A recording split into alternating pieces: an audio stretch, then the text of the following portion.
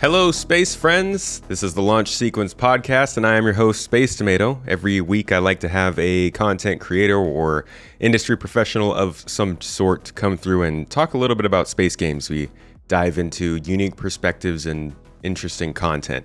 And surprise, it is not episode 100 this week. It is episode 99.5. We're having a bonus episode, a lore special with podcast regular at this point, the TheAstroPub.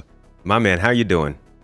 Doing good. I am deep in hell week for the deep in hell month for my day job, but testing is almost over with, so I can soon I'll be able to lay out in my computer chair and do nothing but content for Star Citizen for 2 months. Yes. If you are new to the show or new to Star Citizen in general and don't know who the TheAstroPub is, he is both a teacher of Star Citizen and a teacher of history in school. So yes. We often like to talk about how he is both teaching and indoctrinating the children of America with Star Citizen facts during his class. And you got finals coming up soon, pretty soon here? Yeah, it's end of next month. So got a lot of ships to sell, man. Better let them know Invictus is coming up. I wish I could do that, because like my recruitment like pool for the CIG thing is sad. I've been doing this for like 6 years. I haven't gotten more than 30 referrals in 6 years. It's just like, it's the new player guide, man. It's what it is, because it's just people they'll see that's a way to kind of learn what the game is about, and then you're like, oh, this is cool, let me hit that link. That's what does it. But who cares about actual education? That's not important, right? We don't. No. Screw that. Defund that. I don't care about it. Star Citizen is what matters. Let's talk about Star Citizen lore, because I'm excited for this one. So folks, like I said, this is a special. Episode 100 is coming along. It's going well, and you'll see it soon. But for today, we're going to talk about there was both a couple of recent revelations when it came to lore with like the Stanton system, the Pyro system, and the game in general. And then there's also just kind of the ongoing idea that lore drives Star Citizen a lot. And the current place that we're playing doesn't do a good job of telling you about that. So I thought we'd bring in the master. So let's start with that.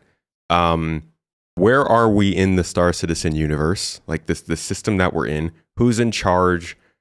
Lay the stage for us here. All right. So you are in the Stanton system. The Stanton system was discovered by a man by the name of Toshi Aaron, which is the reason why we have the Aaron Halo belt in there. It's named after him because he's discovered it. This system is a very important system in the universe of humanity in this universe, because it had naturally 3 super Earths, which were all within the green zone, and a natural, like, habitable gas giant. So with that, it's a huge deal, because super Earth, for those who don't know, is something that's bigger than Earth, but still capable of like living on it, which means you have more space, more resources. It's Earth, but better. Earth, but more. Earth, but extra. Earth plus. Yes. Apple might put it. Earth Pro. Earth Pro. And so there's a lot of, especially with the issues of humanity in the 30th century, resources and land are very, very big for being able to spread out and, settle down more. Now, to go into more detail about this history of Stanton I'll do a little bit of it here, because I think we'll talk a little bit more about it in the future, especially when we talk about the current situation in Stanton. But Stanton, when Toshi Aaron found it, wasn't empty. It had people in it.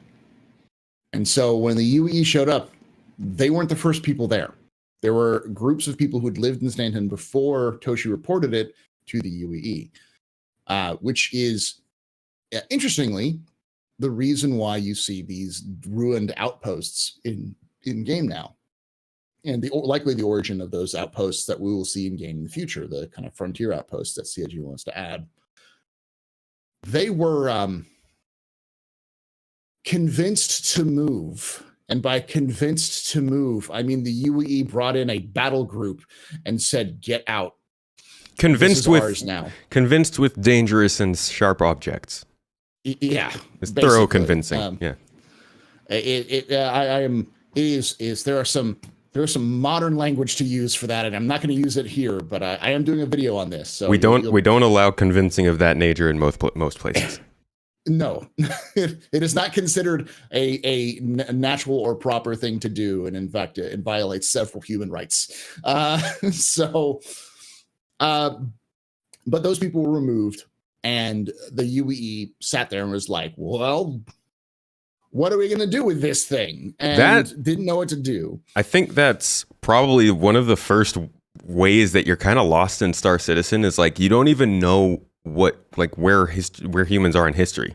You don't know if Stanton was like the first system in a fictional place where humans just started from, or if it was like the 20th system in the actual Milky Way galaxy with just a fake name, and you're not like grounded so much in that idea of history. Yeah. I think that's a good way of putting it, because like there's no way that Stanton was discovered in 2851 and that there were, we're in 2952. That you have no way you know that it's like literal hundreds of years of history have existed before us and the actual Star Citizen universe and why you're on Stanton. So I do think that they do a bad job of that, especially in game. There's no context for you to get in there. And I do think that there are some. The one thing CG does really well is atmospheric storytelling. And if you go to like the best example of this is Lorville. You go to Central Business District or the Maria Pier of Heart. Fantastic, wonderful, no notes, A+.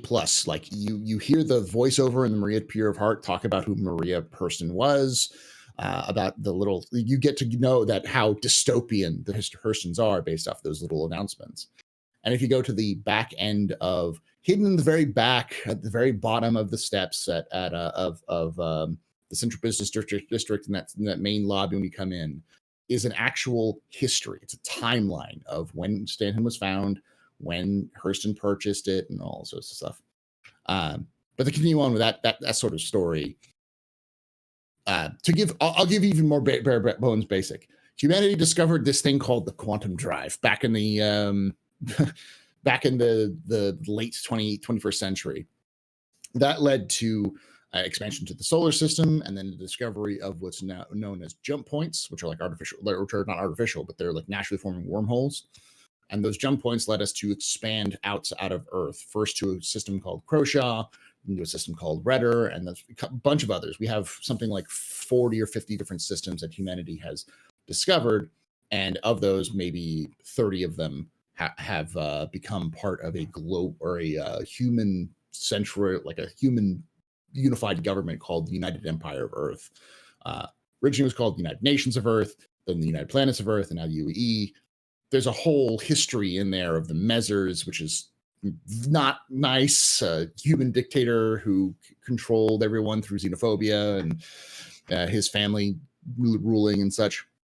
It's a big part of why technology hasn't actually jumped forward by the 900 years that has passed since the current now, or at least part of the reason that they say that things are not as advanced as you'd expect. For 300 years, you had a dictator who was, and anyone who knows history about dictators is that dictators don't generally foster ideas of free thinking and change, and they tend to focus more on obey me or go to die, get disappeared. Yeah, if you're lucky. Otherwise, you disappear and no one knows where you are. And you're tortured for 30 years in a work camp. That sort of thing. And so, as a result, the focuses under the Mezzer regime wasn't actual advancement. It was weapons technology to the ridiculous degrees, to the point where at the end of the Mezzer era, they were trying to weaponize terraforming platforms. And terraforming platforms are not these super weapons that we'd like to think they are. They're very slow. They take a very long time to work. and they're basically giant lasers that bore into a planet, but they take like years to bore into the planet. Yeah. Like it's a very slow process to get to areas, and you dial in the strength and intensity so you can get to certain points under the surface. So heat up like ice caps and such. So that's how nuts it was. So this Messer dude, bad guy, clearly. He is how does he play into Stanton? How does their family and their regime play into what happened with the Stanton system and its founding and stuff? It's kind of complicated because the Messers were overthrown in 2791 by the new UEE. So when we see the Stanton system discovered, which was only about 60 years after that, we're talking about a humanity which is not really recovered from this time period. It's still sort of, people who were around when the Messers were around were still there. People who had been working with the Messers and then flipped sides to join the revolution that overthrew them are still in power. So when we say things like forcibly removed without by means which are considered against human rights, like, or human rights violations today, we're talking about people who that was normal for only 60 years before. Right. So like, to put into perspective, I mean, if you're going back, say, 100 years there are so many popular names that not only people know as an everyday thing that they can bring up, obviously causes of World War I are come into people's minds, but also are philosophies and teachings that live on very, very commonly in today's age. Like, we are seeing, a lot of Nazism, for instance, which is something that people thought was from like 70 years ago. So like, it's not crazy to think that the stuff that was believed or practiced at that age with the Messers is still something that even drives authority in the Stanton system, which is corporate, right? Yeah, well, and that's the other thing to point out is that the Star Citizen universe is created as, I like to call it, a grim punk universe. It has very elements of grimdark, which is something. 40K is probably the most famous grimdark, but you like Lovecraftian almost is grimdark. The idea that the universe is bleak and hopeless, and you're all going to die. And there is no point. That sort of thing. Star Citizen isn't that bad. It's not like everything is terrible, you're going to die. But it definitely has those elements that are just kind of glossed over with some a shade of paint. But if you just like kind of poke at it a little bit, you can kind of see underneath it the kind of the rottenness of like the UEE. So when I say like the Messers fell, I mean like the Messers became unpopular, so the powers that be allowed the Messers to fall, or joined in with the people to overthrow the Messers so that they could maintain control. Not everyone did, and those who backed the wrong horse ended up getting killed or put in prison. But you tell me there are secret societies in Star Citizen? We don't know.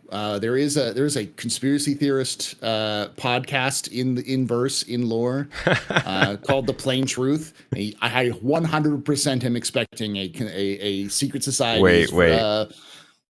Let me guess. Is it Plain, Plane? Plain. No, Plain. Oh, okay. Okay. Plain. It's like Plain Truth. All right, that's Parker straightforward. Terrell is his name. He's the best part about it is that his like news reports in like the lore for the lore are not wrong. Like he like a lot of conspiracy theories, there's a grain of truth in there, and so we actually learn about a lot of stuff first through Parker Terrell, and then it comes out in later lore posts being true, sort of. Like he goes on to like be like, the aliens are conspiring against us, and that kind of stuff, and it's like, yeah, but the aliens actually did this thing, but you just took that one thing and then expanded it out to they're trying to mind control us with poison on our water or whatever. Yeah, dude, we're just at war. Relax.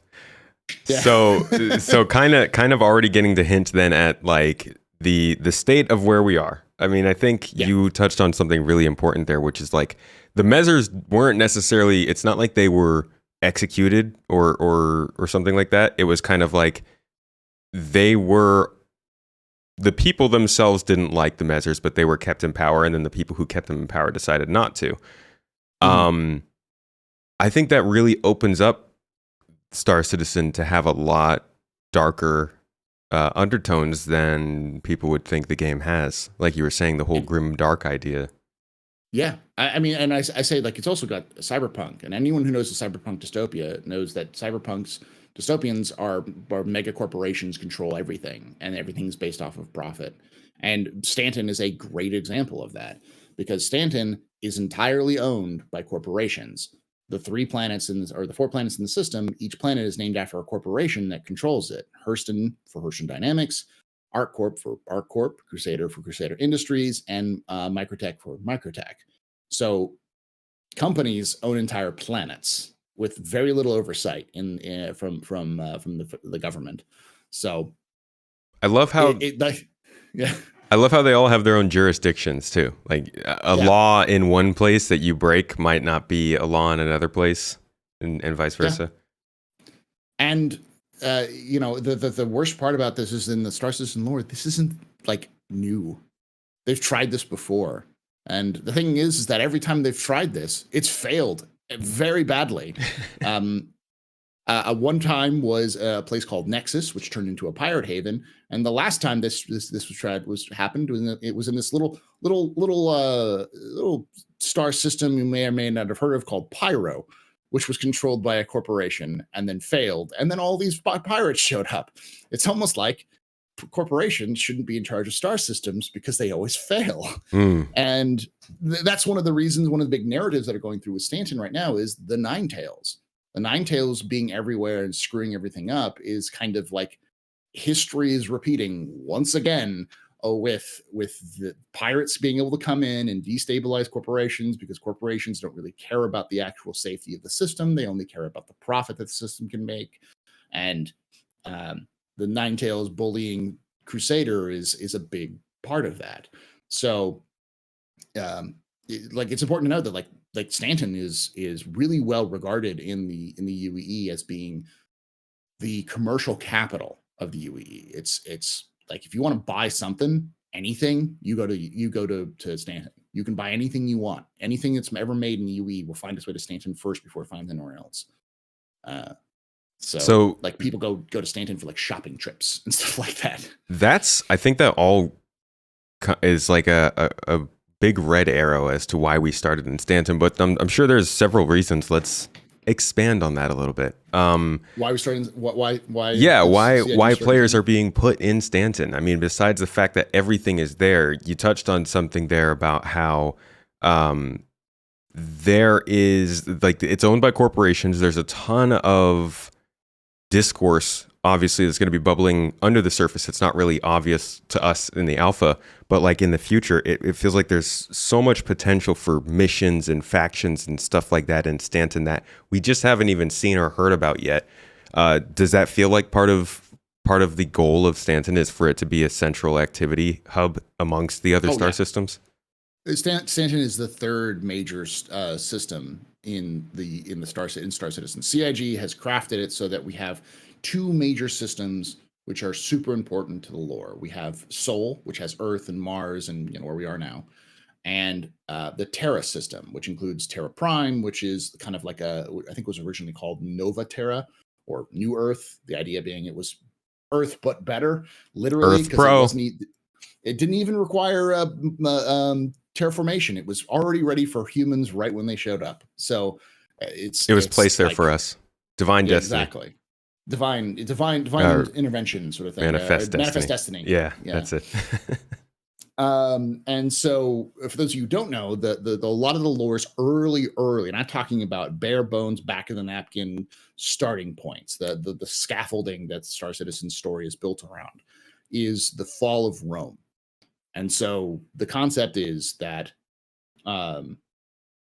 that Earth is Rome. It's still a powerhouse. It's still got a lot of power there, but it's old. Its best times are beyond or past it. And the new kind of central hub of commerce and culture is Terra, which is an analog for Constantinople. So you've got this these two, the East. They even call it the Eastern and Western empires. So that's kind of like, it's more complex beyond that. It's not just space Rome, but that's the idea behind it originally. Space Rome. But Get the space marble and got to get them space senators and space legionnaires. But the whole thing with that is that Stanton rests as kind of the third party, somewhere between it. It's actually literally on the trade route between Sol and Terra. It actually has a jump point to Terra. So it is a huge point. It is probably one of the biggest starting areas that CIG is going to have for the game. So most players will start their journey in Stanton even after we have new systems, just because it's being designed as that.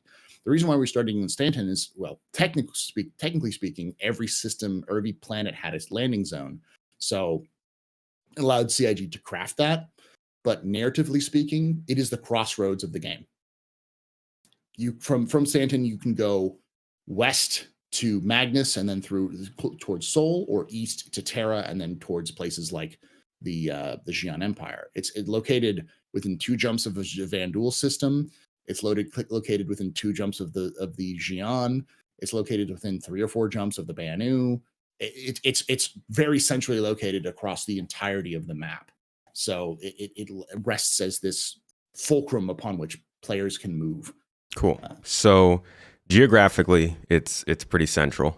In terms of tone and like commerce and activity, it's pretty central.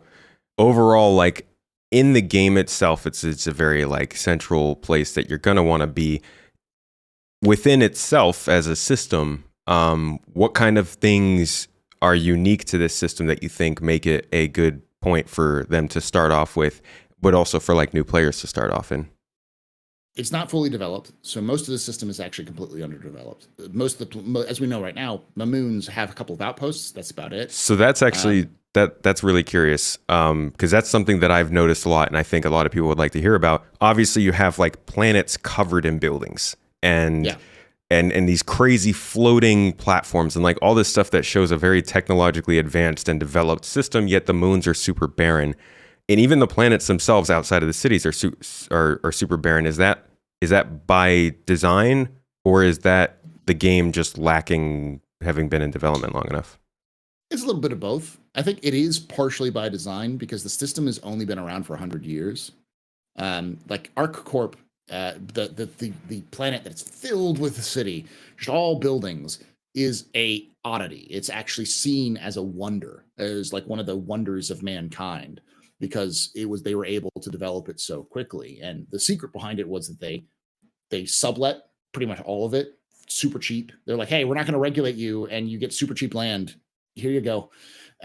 So a lot of companies were like, sweet, I can get tax breaks and go to this place and not have to worry about it. And so there's a ton of companies like Gemini Weapons, which are headquartered in an area in ArcCorp. So I see. Yeah. So like ArcCorp itself was kind of that. But the whole concept is, if you look at outside of ArcCorp, none of the moons are really settled, because none of the moons were really set aside to be earmarked for use. Like the only people who really have desire to mine in these systems is Hurston. Because they're the only ones who have a kind of a mining. I guess Area 18 kind of does, or like ArcCorp kind of does. And I believe the headquarters of why am I blanking on their name? Shubin is actually New Babbage. So the headquarters of the main mining company of the UEE is New Babbage. Oh yeah, that makes sense. That big orange building. Yeah. That big orange building is Shubin, the Shubin's headquarters.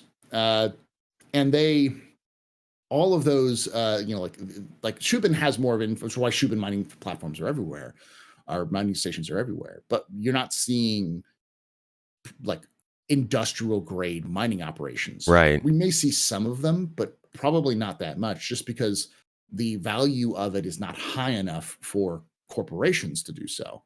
But it's just high enough for players who are individual. In fact, the Aaron Halo, which is something that a lot of players right now mine, is an example of this. It's even in lore that it is very mineral rich, and a lot of miners like to use it, but it's such a pain in the butt to get through and use like industrially, that it's just not worth the money that you would spend as a major corporation to extract those resources. But it's plenty enough for like small organizations or individuals to go out and mine those areas. I see. Uh, I have a so question.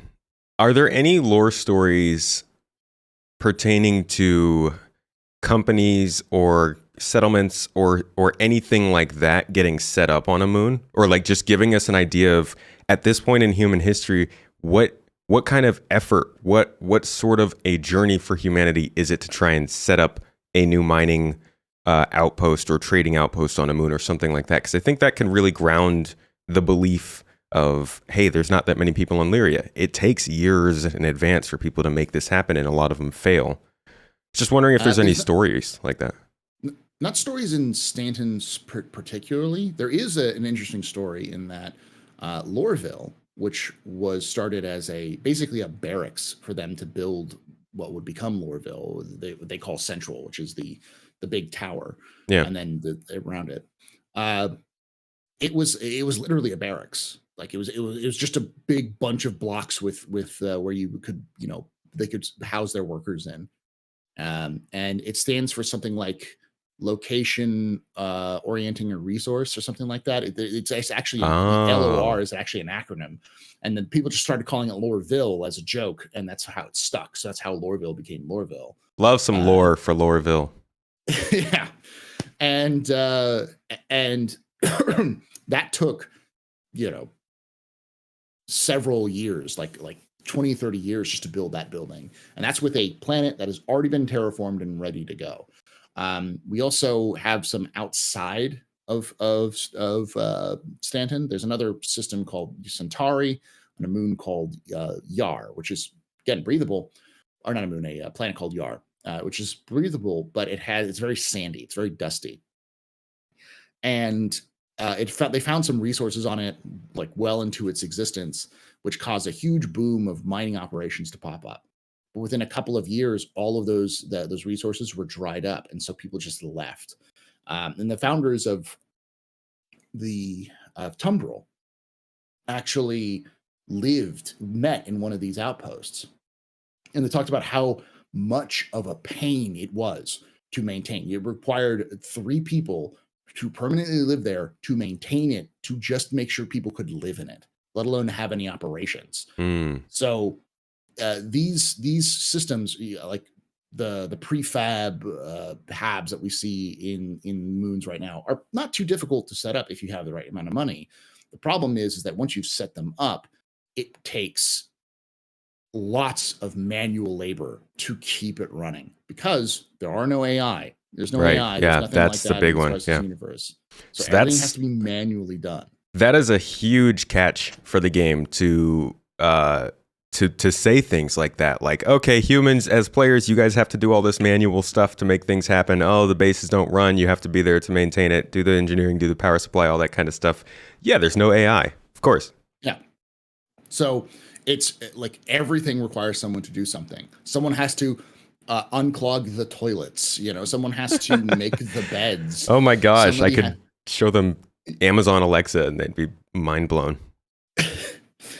Yeah, I mean, like the problem is as well is, if you can think about, we think about how short of a flight it is from, say, a research outpost on Yella to Crusader, but thinking about the process of having to have a ship that you can fly that to, and B, bringing enough supplies to that region to keep multiple individuals going and doing research. That's a lot of research. That's a lot of supplies. It's a lot of logistics. Yeah. Especially since they can't make a lot of the stuff on their own because they're in an airless vacuum. Well, not yellow, but the yellow's got too low of a pressure for you to be able to breathe without a suit. So like you need to have See, people. You can't really grow your own food there. again, I So think this feels like the importance of lore because all of this, when you sit here and talk about this and you think about the fact that I think you were hinting at there, most people in Star Citizen's universe don't have spaceships, can't afford them, or yeah, don't have a reason to have them. Having a spaceship in Star Citizen isn't like having a car. It's like having a plane, right? It's like having a small plane for yourself. So it's like a plane having or a boat.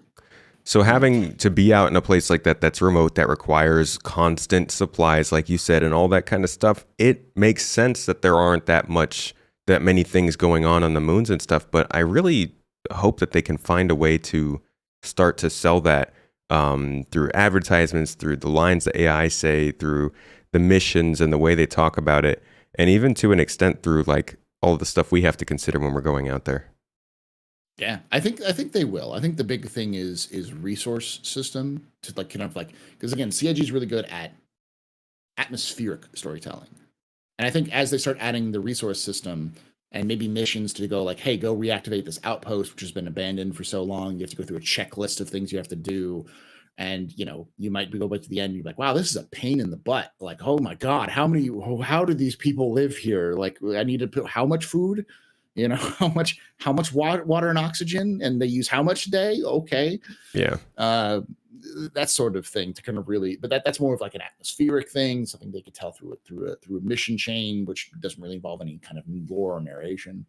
Uh, but yeah, it's I think that's one thing that CIG doesn't do well in game and hasn't done in a well game as a little while, but is really sell where you are and what you are doing in the game. Something they obviously want to improve upon. But CIG has even mentioned, like the design teams have mentioned that they want space to be scary. They want space to travel to like feel like it's a danger every time you boot up your ship and fly away. And lore is a big part of that. You need to make sure Yeah. that people really understand that. So Yeah, I look forward to that. I'm assuming a lot of that is just, I mean, as crazy it is to say, we are still pretty early in the development cycle for the kind of stuff that we're talking about Stanton being in the long run as a finished mhm. game when it is the starting point for everybody to play the game. But let's jump into that. It as a starting point right now, we're all starting there in the same place, both the worst and the best of the community, the most violent and the most pacifist, the people who want to be pirates, the people who want to be cargo haulers. We're all starting in the same place. It's causing a lot of friction, problems, um, uh, debates about game mechanics. Do you think Stanton right now or in the future or at any point in its period is going to be good for new players? Or do you think that we're just going to have to put up with it until we have somewhere like Terra? I think it's always going to be one of the new player hubs. I think it's going to be a new player hub that's probably more friendly to all play styles than a place like Terra or Soul, because those places are incredibly high security. So if you want to be out and go off and do some naughty stuff, it's much harder to do that in Terra or Soul. Not impossible, obviously, but much harder to do it, especially at the scale that Star Citizen wants plays at, than it is in Stanton, where it's kind of half run by corporations because corporations don't really care. Grimhex exists because uh, it would be a PR nightmare to just nuke it because there are people who live there who have nothing to do with, say, the Nine Tails, and there's a lot of circumstantial evidence that the Nine Tails control Grimhex, which they do, but you don't have Nine Tails like walking around being like, this is the Nine Tails state. Like they fade off into the background, and no one really knows that they're there. That's part of their whole mystique, because Nine Tails are kind of a spooky, sort of unpredictable group. Except for the Uh, fact that like they keep locking down whole space stations and commandeering entire city platforms. Yeah, but we Crusader. don't we don't but we don't know why. Like they do this because of some other reason that it's not been elaborated on. And I know a lot of people are concerned is that it's just because you're trying to make them mysterious, and I know enough about the Nine Tails and know enough about the writing team that no, there's a purpose behind it. They have a reason for it. Um, which could be lead into the whole what happened to the original folks who were asked not so nicely to leave their homes, but it could mean a lot of other things. What was But it that they did? They the convinced folks, we'll call them, the people who are what was convinced that? to leave. Yeah, Stanton, the original settlers. the people who were violently convinced to leave their Yes. home. But as a result, like say Grimhex, I don't think it's ever going away. So Star Citizen's kind of narrative about Grimhex, having this as a sort of unlawful place, allows for that unlawful gameplay to happen in smaller amounts, not like huge, be able to just go on a rampage sort of situation, but you know, baby's first pirating, or smuggling or whatever outlaw gameplay can exist there and kind of make sense. It's not as well patrolled or it's not as well controlled. Whereas at the same time, there's lots of resources and other things for mining and salvage and industry.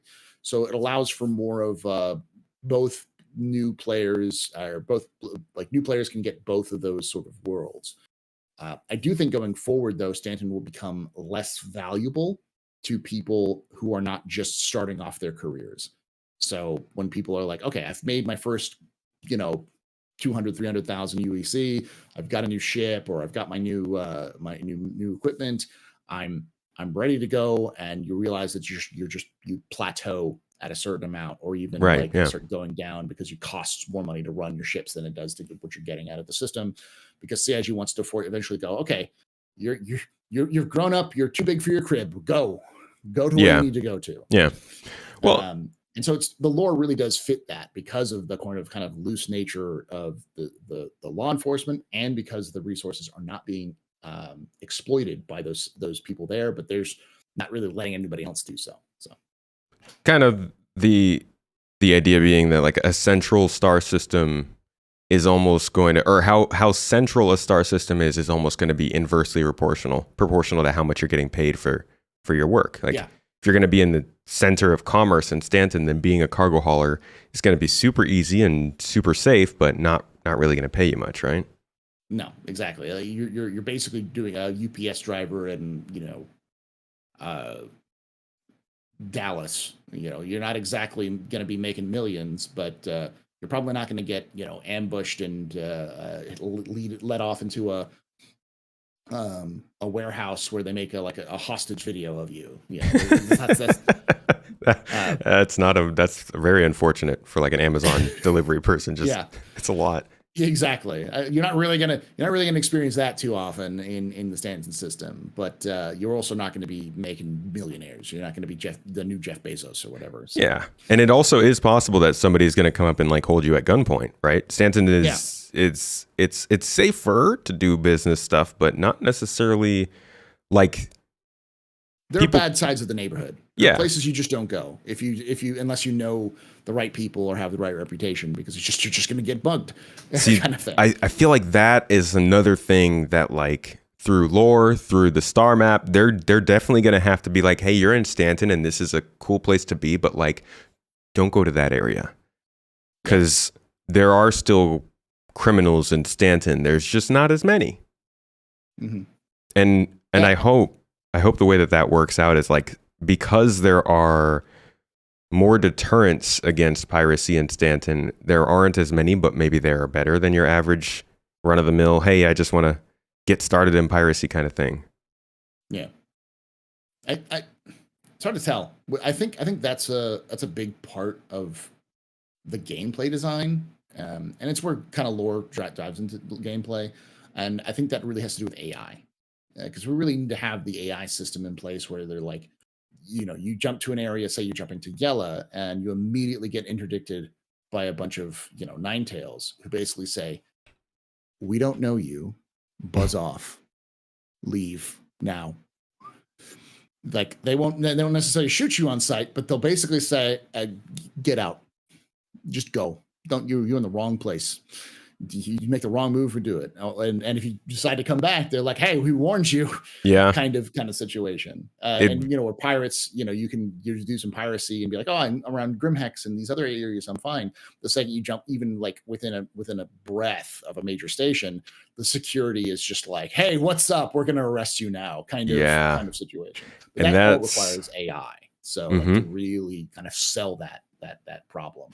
And that's what they got to do to fix the problem with the crime stat. It's like right now they've got this on or off sort of idea, and it only goes one way. Are you a bad person? Then security's going to shoot you. Are you anybody in the game at all? Then Ninetales is going to shoot you. And that's something that they talked about at Star Citizen Live this last week, that the missions features team has finally taken on control of reputation, and their first goal is to get hostility to work based on who you've worked with. If you work with Ninetales, eventually they'll be friendly with you, and they won't give you that warning when you get to that space, which is going to really help with that kind of a feeling of actually belonging.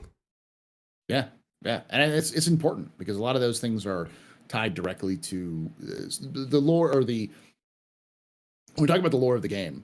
The lore is going to be best represented in game by the reputation system, because your reputation will determine who you can work with and who you can't work with. Because when in Stanton, it's pretty simple. It's like, good or bad. And I think that criminality system is terrible. I really hate the CS system as it stands now. I think it's bad game design. It's just game design that existed from GTA, kind of thing. With the reputation system, they can get a lot more nuanced. Because personally, I'd love to see a situation where, and again, this is heavily like kind of lore inspired. You don't really get a crime stat. You just get negative reputation with various organizations. Yeah. So because what's illegal, as you pointed out earlier, what's illegal in, say, Hurston isn't necessarily illegal in ArcCorp. So having a negative reputation in Hurston, where you've got like a warrant for your arrest because you smuggled in some ETAM, which is illegal in Hurston, but not illegal in the UE and not illegal in ArcCorp. Well, the UE isn't going to send out the advocacy to hunt you down for like that kind of situation, or in ArcCorp's security doesn't care, but you just can't go back to Hurston anymore, otherwise you're going to get caught. Yeah. So that sort of thing makes a little bit more sense, and the reputation really allows you to understand where, say, you're working with the Ninetales. Well, guess what? There's another organization in the Stanton system, which a lot of people don't know about, called the Otoni Syndicate, which is basically like a organized Yakuza style mafia. And they hate the Ninetales. They've been going into an open gang war with the Ninetales here pretty soon. Ticia Pacheco, she's the head of the Otoni Syndicate in the Stanton system. They haven't fully made that obvious yet, but they have dropped lots of hints and lots of experiences. We know who the Otoni Syndicate is, and they've been pretty, in the lore at least, they've been pretty. This is one of the reasons why mission givers are also very important. They've been pretty on the nose about how she's not very fond of the Ninetales. So when like that prison extraction mission happens, like she's just like, just get this one person and nobody else. What she's trying to tell you is just get this one person, because this person works for the syndicate. The rest of these people don't work for us. And if worse, they work for Ninetales, which is why she wants you to go hit that drug lab up, because who controls the drug labs of the Stanton system but the Ninetales? So why do you think they haven't written that lore into that yet? You think they want to reveal all of that or make a big deal out of that when they have the set dressing and the props and all that stuff ready? They want to have the actress who does Ticia Pacheco sit down and do lines and have her do like full motion capture for everything.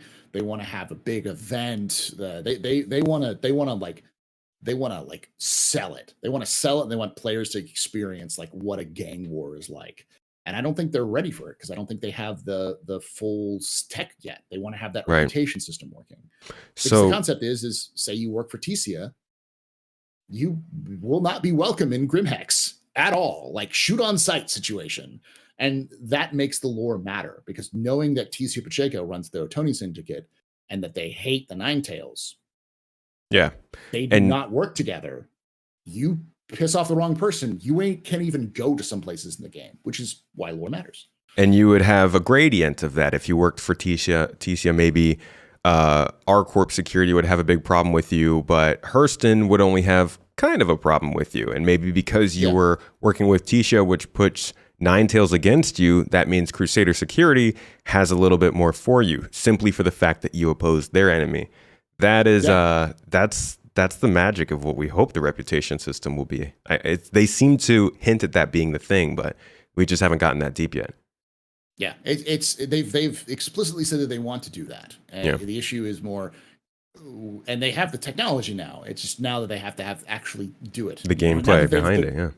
the whole thing with that. So that brings us to, I guess, talking about more of the gangs around Stanton, because I think most people, myself included, thought there was just maybe one or two gangs, but mostly corporation factions going on in there. But we're seeing now, just in the last roadmap roundup, a new gang's sort of wares, their armor, their outfits have been added to the progress tracker. It seems like we're getting more lawless factions in Stanton. What do you think of that? Was that expected?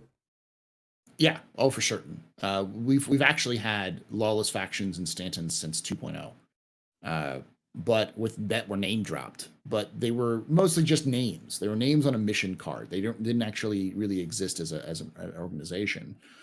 There are a couple that stand out. Obviously, I mentioned the Otoni Syndicate, which is a multi-system organization. There are Otoni Syndicate branches in lots of different systems. So, for instance, in the near future, when Star Citizen has more than one system, the Otoni Syndicate might even have a branch in Pyro. We don't know. So, having reputation with them will help you with a reputation in other locations. But then you also have another big famous cross-system gang, the Nova Riders. The Nova Riders are the OGs of piracy. They're the original, well-known pirate group in the lore of Star Citizen. So they're everywhere. Everyone wants to call themselves the Nova Riders, even if they don't really have an affiliation with the Nova Riders because they're so famous. The main bad guys in the Arena Commander Pirate Swarm. Okay. So, do you know where they're based out of? Did you say that? Did I miss that? There's no base. They are a loose organization of people who like to call themselves Nova Riders. They're sort of like spread out across the universe. Okay. But they did at one point exist in the Star Citizen in Stanton, and I'm sure they'll come back in Stanton at some point because CIG loves to reuse assets. Yep. Then there's another group which has gotten some lore, but not quite been fleshed out yet, which is specifically the United Workers of Hurston, the UWH, which are a violent, extremist, anti-Hurston organization that started off as just a labor union that Hurston effectively turned into a terrorist organization. Yeah, that's always a crazy story. through very underhanded means, trying to break up labor unions because Hurston is not very cool with the idea of labor unions. Doesn't work with their flow. None of their vibe. It's not their vibe. Yeah. So that group, which was used to be called Malo Ex Bonum, is in the game, or was in the game, and they're sort of still there. And every time you do like missions against Hurston security in Hurston, it's sort of the group. So you've got that group, which is going to be coming in, which will have its own sort of full thing. It's a gang, just like it's a criminal gang, just like anything else, but just a political angle because it's working against the law but trying to stop the Hurstons. Okay.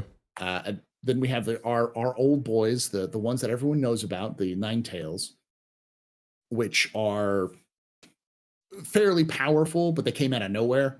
Even in lore, they just showed up one day and rescued a well-known mafia boss from Terra from a prison transport. Got to do what you got to do. Well, everyone's like, who the heck are these people? What are they? Like, they even left behind one of their dead who had like a nine with a snake with a nine wrapped around it. And they're like, oh, they must have just like, this must have been a red herring. It must be this mafia boss's, gang coming in. Rescue squad. Yeah. But then like a couple days later, they found the gang boss with execution style, one bullet in the back of his head floating in space. So it's hard to find. I feel like, Yeah, I don't know where they found him, but obviously the Ninetales made sure that they that he was found. Yeah. And since then, the Ninetales have been doing stuff like that, doing random pirate raids here and there, and then they kind of disappeared for a while, and then they show up in Grimhex, just bullying the locals into accepting their rule. And since then, the Ninetales have been slowly causing more and more mayhem, growing in number and becoming more powerful and more dangerous, only in the Stanton system. So there Good is old some Ninetales. theory. There is some theory that the reason why they just show up is that they were the original kind of founders of Stanton, and they got kicked out and then stuck together and decided to try to make money. And then when they had the opportunity to go back to Stanton, they're going back. When maybe part of the reason why they're trying to kill Crusaders, because Crusader had some reason, some sort of part of them being removed. Yeah. So. And then there's also a gang that is getting a little bit of buzz with the roundup from last week. Dusters? Yeah. Can you tell us a little bit about that group? We don't know a lot, but they are a Stanton organized gang. That's the other one that I theorize is probably some of the original founders as well, because they like to attack mining organizations. So mining platforms, mining stations, they tend to stay in those areas. I believe canonically at one point, their headquarters was either Magda or Daymar, one of the two, possibly both. That's why they're called the Dusters, is because they lived in dusty worlds. Got a lot of dust on Daymar. a lot of dust. Hate sand. Gates everywhere. We don't know a lot about them other than that's what they are. They have been a couple mentions in some of the like there's an entire lore series called Booty Call. And yes, it is supposed to be called like that, but run by a guy by the name of Jester, who's a pirate, and who he kind of talks about like pirate culture and news of piracy. He runs a literal pirate radio station that he broadcasts out for people to listen to, and we're just like reading the transcripts of it. And he does mention the Dusters a couple of times, and that they're really tryhards. They like you insult them, like he insulted them at one point, and they like started coming after him. And he's like, whoa, it was just a joke. It's just a joke. Why can't you take a joke, man? So, just a prank, bro. It's just a prank. Come on, bro. I just blew up your spaceship. It's just a prank. Yeah, okay, so Stanton is a clearly not particularly safe. Like it is a beginner system. It is a place where you can get packaged gameplay and like learn the game. And I think it sounds like that's how it's going to be going forward. But it's clearly also just not super safe. So do you think that they're going to make a very clear effort to build enough, I guess we should say new player friendly gameplay, like on the planets themselves, so they don't require these players to go out into space and possibly trip into these dangerous locations before they've gotten like their first 5 to 10 hours to learn? I think so. I think they'll at least keep it around the local space, around the planets and stuff like that. I think the moons will eventually become places where once you've gotten your feet wet and you kind of understand a little bit, you may go to like a moon once, but you're going to go directly to a location that's very like protected. I think a lot of this hinges around AI, how well AI is developed and how it works, which requires server meshing and a lot of other things to happen. But that's really the key is the AI needs to feel like a blanket, like a protection where they're constantly around you. But also they need to feel like a hindrance. You know, right now, every time you go to, I don't remember what's is it Bajini Point, which is above Lorville? Arcorp? Everest Harbor. Everest Harbor. Every time you go to Everest Harbor, now every 5 minutes, Hurston security stops you and is like, "We're going to scan you for contraband," and it's like. That's intentional. That's part of the lore, because Hurston is much more restrictive on who can bring what where than other places. But that kind of concept of being like, hey, I'm new and I'm just getting scanned, and that's pretty neat. But like after the 30th time it happens, you're like, I'm just done with this. I'm tired of these people just constantly scanning me. I don't have any contraband. This is the 4th time you scanned me this play session. I know you're the same guy because I can look at your ID. You know who I am. Yep. Stop bullying me. And that sort of experience will be designed to like push players like, okay, you've got enough. Let's take the training wheels off. Go explore a little bit more, kind of thing. That's fair. And I Got think to that's annoy really them out the of it. key. Get on their nerves. Mommy them out of it, Yeah. like helicopter parent. So. And the place that hopefully, I mean, I'm guessing for like the first year that it's out, it will be a big deal. But the place hopefully that they're going to start pushing those players that work harder, that want to get a deeper experience, would be Pyro, which is the next star system. How about we do the same thing we just did for Pyro? Obviously not with the same timetable, but let's start by going over what is Pyro, what sets it apart from Stanton. Why are we getting it second? Why aren't we getting like Terra or something that makes more sense for new players? Well, the big part of it is at least the lore behind it is that Pyro is an old system. It was discovered in the first 300 years of humanity being in the stars. It's one of the first 20 or so systems that was discovered by humanity. And its purpose originally was it's a super dangerous star that has like lots of solar flares that pull out of it, that kind of push out of it. And a company called Pyrotechnic Amalgamated attempted to colonize it, attempted to use it to try to extract the resources, and even terraform a planet.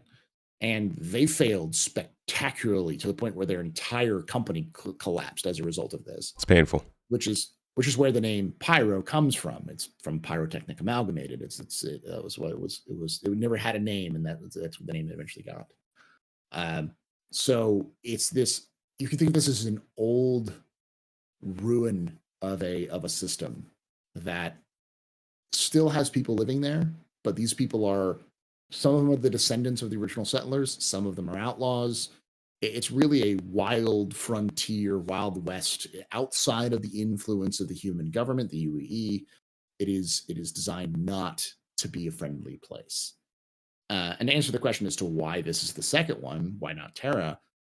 Because this one tests a lot of different parts of the game, as well as telling a different story. Stanton is UEE system. It's a little different, but it's mostly a stable UEE system. Pyro is a lawless frontier, no rules system. So it's heavily requirement. It requires heavily emphasis on reputation, because there's no law system in the Pyro system. It requires more protection and survivability, because it's 3 times the size of Stanton. It has more planets, but it has less resources, like less infrastructure, less stations and such. It's effectively, if Stanton is a starter system, Pyro is more of a intermediate to advanced system, where people will go if you really want to make money doing whatever. So the purpose of Pyro is to push players out of Stanton. Once Pyro comes in, Stanton, all the profits made in cargo hauling and mining and salvage in Stanton is just going to go, because it's just, they don't want you to be there. Oh, you're an experienced player, you want to make more money with your large group, go to Pyro. Less rules, so you can do more things, but less rules, which means you're more vulnerable. So apologies, I've got the call to prayer going on in the background. But is that, so Pyro then is giving off the same energy as it did with Stanton, where they picked Stanton in large part because of what it brought to the development of the game, right? And yes, you're saying that Pyro is, again, they're still forward thinking about what does the game need to succeed, as opposed to what do we want to do to make the game fun right now. Yes, it's a huge part of what it is. And narratively speaking, it's also like, for the lore, it also gives you a perspective on the universe that is not the clean corporate look. It is dirty. It is downtrodden. But it definitely will make the game fun, but not for the average person. Yeah. Much more of a harder level difficulty in that area. But it also have more beauty. It's much more rugged. So a lot of people who want to be like, I want to go out and into the deep, dark, and just never come back. And it's like that's Pyro, man. Pyro is perfect for that. You So, want to go someplace and no one bother you. and you said that like Pyro is supposed to offer this lawless sort of frontier where you're meant to be able to do the things that Stanton wouldn't necessarily allow. But at the same time, it's also quite dangerous. Do you think that the average player is going to be able to get any decent gameplay out of Pyro, or are people? Is it just going to be like you get in there, you get ganked? If you're not good at fighting, don't go. Yes and yes. I think the problem with Pyro is that we don't know a lot about how the jump point system is going to work yet. There have been talks in the past of having jump points work like rivers, where you have a main branch of a river, but you may have a little tributary that branches off of it. So there may be temporary locations where you can enter a jump point that aren't the main jump point tunnel. And if that's the case, then yeah, it'll be a lot easier to travel to Pyro. But if it's not the case, then I think you will have situations where people just no consequences, stay outside of the Pyro jump point and just start firing away and just kill people because they think it's funny. Until CIG kind of fixes that problem. Yeah. But I do think if that problem was mitigated, I do think that that the average player will get more fun out of Pyro, even if you're not a combat pilot. But I also think that it's going to be a lot harder. So if you're looking for a challenge, Pyro is where you'd be. If you want to like log in, you're a space dad, you've got 14 screaming kids behind you, and you have 3 minutes a day to log into the game. No, you're not going to Pyro. You're going to Stanton. You're going to go do some Russians like that. But for those people, Pyro is perfect because it siphons away the people who are like, I play this game 17 hours a day. I know all the ins and outs. Those people will be in Pyro because that's where they can make their more money. They can do their little shenanigans a little bit hard, a little bit easier, all that kind of stuff. That it will be out that direction. Whereas the average player will stay in Stanton to focus on that until they either feel strong enough or brave enough to go out into Pyro. Higher risk, higher reward, that kind of thing. Yeah. The lore surrounding Pyro has changed quite a bit over the years. First being sort of a wasteland that nobody would be able to really go to or live in. That was honestly just like wrecks and relics of the past. That's now seeming to be somewhere that's currently populated, that has outposts and towns. Some of it has breathable atmospheres. There's vegetation. Can you talk a little bit about how and why that lore changed from what you know? Yeah, there's a technical reason why. The technical reason is when the Pyro lore was first written, it was written before planetary landings was even a thing. Like, this is when planetary landings was going to be a distant stretch goal that was going to happen after the release. It was when they wrote the original Pyro lore.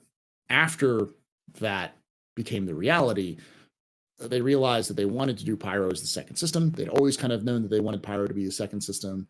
And with 3.0 coming out, they're like, well, we need to change Pyro. So it took them a while, but eventually they started to change Pyro with, more recently, because they never anticipated players being able to land on planets. They wanted to make those planets more inviting and more interesting, add more gameplay. And so they changed the lore so that the star, instead of it being I don't remember the specific scientific term for it, but basically making it go from red to yellow is all it really did. It still shoots out solar flares and it's still a really harsh place to live, but some of the places have been terraformed to have a little bit of life on them, and some places have at least some naturally forming life on them on their own. Cool.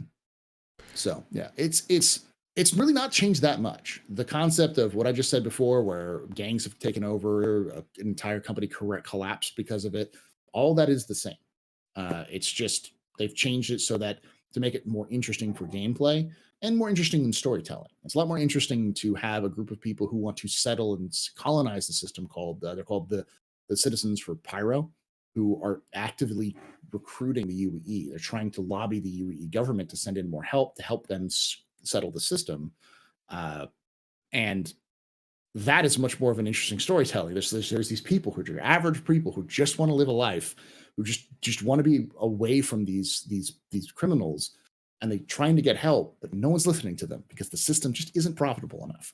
That's Yeah. a much more interesting story than this is a dead rock. Absolutely. Yeah. Heck yeah. I mean, like having a colony in a adversarial place is like, that's cargo missions, that's resource gathering, that's combat defense missions, like that's all kinds of good gameplay opportunities. So yeah, I can see that. It just makes for a more interesting game situation. And that doesn't mean that they're going to be scared of doing interesting systems that people can't really go to that much in the future, right? There are some plans for systems like those. Nyx, for example, has no real habitable worlds. It's the next system after Pyro. It's inside of a dark matter nebula, or not dark matter, a dark cloud. Basically, it's covered in a like a fog. It's like most of the systems are covered in the edge of this nebula, where it's very difficult to see anything. So it's going to be a very spooky atmosphere. None of the planets or moons have naturally habitable. The only place that has a landing zone is Levski. So it'll be a much more barren, but you'll still see like dots of human civilization here and there. I really do hope we get the space spooks. Yeah. I think when I think of that, I think of early Expanse series when they were still kind of exploring Ganymede and some of the asteroids and moons, and you weren't really sure of what was going on. Everything kind of had that sense of mysterious unknown. I do hope that they can nail that as like a good contrast from like the corporate Stanton and the frontier Pyro. Give us spooky Nyx. I'm gonna hashtag spooky Nyx. I want a shirt now. Well, I mean, even the name Nyx, which is I think the Greek goddess of darkness, is the name of the system. Well, there you go. So yeah, so the name CIG is not subtle with their naming convention. No, they are not. They're also sometimes struggle with it. Yes, they have struggle with the names. So Pyro being on fire, look at look at that, and Nyx being dark. Oh, look, it's named after the Greek goddess of darkness. So I'm sure someone in the comments is gonna be like, actually, Paul, it's the Greek darkness. I get it, but you know what I mean. It's actually the Greek goddess of the lack of light. Yeah, something. You should know. All right. Last thing that I wanted to talk about is kind of a gameplay comparison, I guess, of the lore between these two systems. So like we've made it pretty clear, Stanton's bustling, it's happening, it's where things are happening, they're at. Pyro is more frontier related. But what do you think when your average player jumps into the game in a year? Let's cross our fingers. In a year, we hope the average player. Do not hold us to this because CIG is notoriously bad at this sort of thing. Somebody gonna clip me. I've already got videos out saying wrong stuff. But let's say it does happen next year, and players can spawn in Stanton, but they can go between Stanton and Pyro. What should, in your opinion, based on the lore, none of us actually know, what should players be expecting to be the difference between their experiences there, like the main difference? In a year? Just 2 years' time? Yeah. Not when they're finally fleshed out, but like 4.0, 4.1, 4.2, that kind of thing. Yeah. Yeah. I think the experience is going to be, you're going to have more mission givers. So a lot of your experience, early experience, is going to be more handcrafted. So someone who starts the game in December of 2024 is going to start the game with a new player experience, with more people to point to, more mission givers to go talk to and get missions from, more missions in general, more options. And I think as a result, the narrative of the universe will be a little bit more obvious. You'll know you're in the Stanton system. You'll know the year is 5954 at that point. You'll know that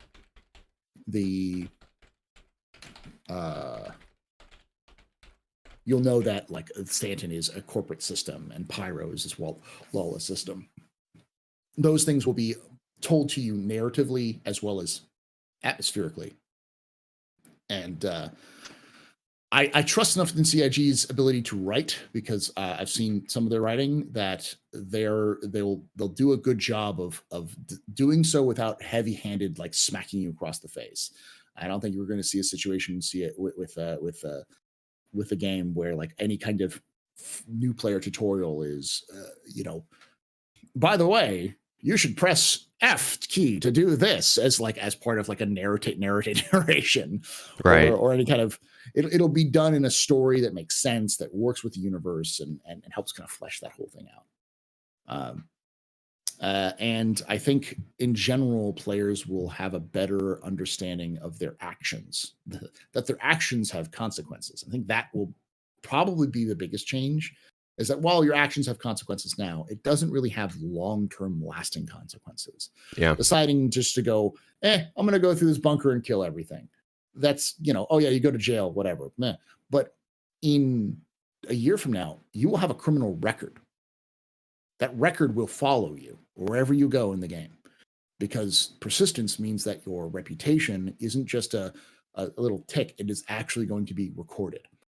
So there may be some organizations which will never work with you because you have a criminal record. And so, to be honest, I think I'd like for it to go past criminal record. I don't know. Tell me what you think of this. What if this thing was tracking how many times you've committed theft, or how many times you've killed someone, or like even if that wasn't a crime, right? Let's say that you are part of a PMC that's been hired to fight in a war for Crusader, and you go out there, and even as part of this PMC, you're just not somebody who kills very often, and you only get 2 kills. So you're like rolling around with people who, on their own record that people can look up, they've killed dozens or hundreds of people, whereas you only have 2, and that being something that actually stands out for your character. Do you think that would be like too granular? No, I think that's entirely possible. I mean, CIG's already talked about, I don't know if we'll see this in a year, but I do think that CIG's talked about the idea that your reputation of who you are follows you. So if you're a hardcore PMC member, people might be afraid of you because, they know who you are. They've heard your name before. Like, they know that you had led this group to kill a, Sweaty Dog 69 420 is his hardcore character, hangs out around Arc L1. I do hope that CIG allows for those, has some sort of name recognition where anything that's outside of the ordinary, like you'll have NPCs be like, that's XXX 420 doing your mom XXX. And someone being like, that's a really stupid name, but I'm really scared of that guy anyways. I'm not going to with him, kind of, that sort of thing. But CIG has talked about that. And it's definitely within the system that they've built with reputation, where like they can give a chair reputation. Like they can give an apple reputation. I hope. That's how granular their system is. So like, that's the apple, really? Yeah, it was thrown and killed the last Mezzer as it was hurled through the air. An upstanding apple, like, space apples, we love them. But Space Apple, the hero of the Imperium. But the actual process of going through gameplay in both systems, do you think that, like, for instance, a criminal can make a living right now in Stanton? It's not necessarily easy, but it's doable. You think a lawful player will have any sort of major problems like making a living in Pyro?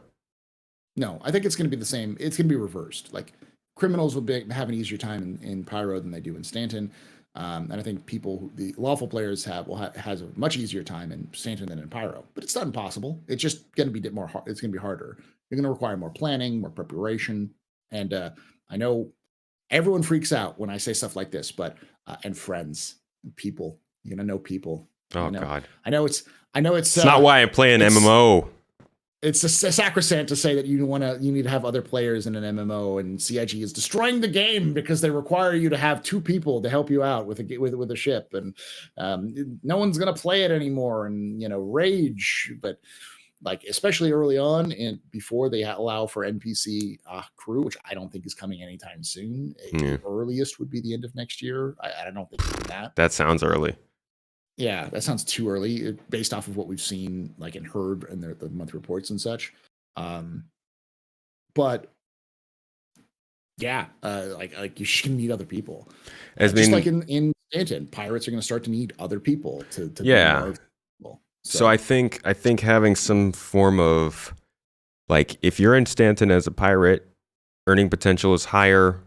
Survival is more difficult, so there are less pirates, but you're getting paid more. And then the opposite kind of thing in Stanton, having a gradient of that across star systems and making that work. Sounds like a great way to be like, hey, if you don't like doing the multi-crew stuff and having friends, then stick to these systems. that on its own means that people who like to do that stuff have a higher incentive to go to those places and get more money because nobody else is there. So if they design it the right way with gameplay in mind, it seems like it kind of can work itself out. I hesitate to say that because I know there's a lot more going on behind the scenes than what we're seeing, but I don't know. I like the direction it could go in. I think that's the direction CIG is trying to go in, because I know CIG doesn't want to force players to be always in groups, but they do want to make a reason why you should have a bigger ship, and Right. and allowing for other players to help you out with that. And Yeah. I think the general consensus that I've heard in the Star Citizen community right now is that the game is good, but it's better with friends, and I think CIG likes that. So. We'll see how it does over the course of the next year. We've got a lot of missions coming in to, I think, make better use of the gameplay. We've got some new gameplay systems, and like you said, lore is finally starting to tie a lot of it together. I'm sure we're going to see some pretty cool videos from you about it, as well as from CIG themselves, as well as I might do one or two on my own channel. But before we get out of here, we've been talking about lore this whole time. You are the lore master, Lore Stradamus of Star Citizen.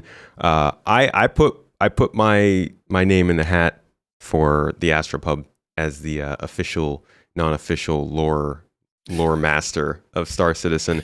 But I'd like for people to know where they can find your stuff. So please let them know, and also please let them know about your new video series coming up. Oh yeah, so there is. First of all, if you like the lore stuff that I've been talking about, I go in much more depth. I have a couple of different series that are going on. Probably my most well-known series is called The Complete History of Star Citizen Lore, which is a comprehensive, and I mean comprehensive series, which covers the entire history and a timeline from the very beginning of what we have in records of the Star Citizen universe around 2050-ish, all the way up to today, which is 2953 as of this recording. And I've done 3 episodes, and I've barely done 200 years, so we've got a lot more time to go. But that is on the AstroHistorian, youtube.com/TheAstroHistorian, to check that out. I do also do other content, talk about gameplay, do month reports, other stuff like that, and you actually do some gameplay on twitch.tv/TheAstroPub and youtube.com/TheAstroPub live, to check those out. And the new series, which is actually kind of ties into this, as I think I mentioned it before, is I'm doing a video on what happened to the first settlers of Stanton. Because not only do I think it's a very important, a very interesting story, but I think it's going to tie back into where CIG is going with the story of Stanton and the missions, events, and other things that we'll be seeing in the Stanton system, maybe even by the end of this year, if not by next year, because their fate and what happened to them plays huge role. It's massively into the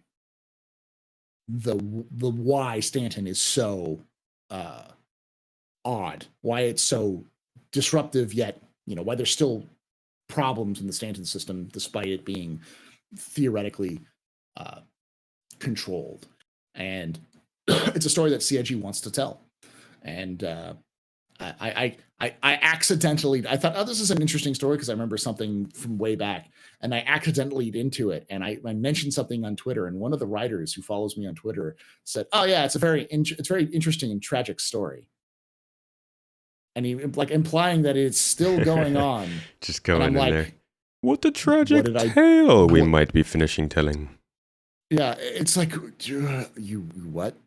Like, what did I do? And so I started looking into some more, and we don't know about the Dusters, we don't know about the Nine Tails, but we do have enough evidence that may point to, these folks may have a beef, they may have a score to settle with the corporations of the Stanton system. Well, I look forward to that one. That one sounds good. I like that they're getting more into the lore with the game.